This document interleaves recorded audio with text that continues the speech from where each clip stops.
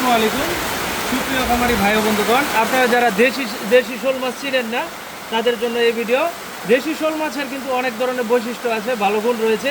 এই মাছগুলো পুকুরে ছাড়বেন আর বিক্রি করবেন, এর ভিতরে কোনো যত্নশীলতার প্রয়োজন নাই, কারণ এই মাছগুলো কিন্তু প্রাকৃতিক খাবার খেয়ে থাকে। অন্যথায় আপনি যদি ভিয়েতনাম শোল মাছ চাষ করেন, ভিয়েতনাম শোল মাছ ছাড়েন, আপনার যত্নশীলতা করতে হবে।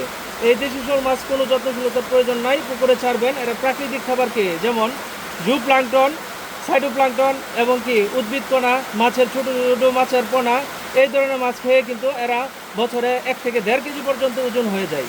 সম্মানিত দর্শক, আপনারা যদি ভিয়েতনাম শোল মাছ চাষ না করেন, দেশি চাষ করেন, দেশি শোল মাছ চাষ করেন, তারপরে কিন্তু অনেক লাভ হবে। এই মাছগুলো যত্নশীলতার প্রয়োজন নাই, পুকুরে ছাড়বেন আর 1 বছরে বিক্রি করলে 1 থেকে 1.5 কেজি পর্যন্ত ওজন হয়ে যাবে এই মাছগুলো।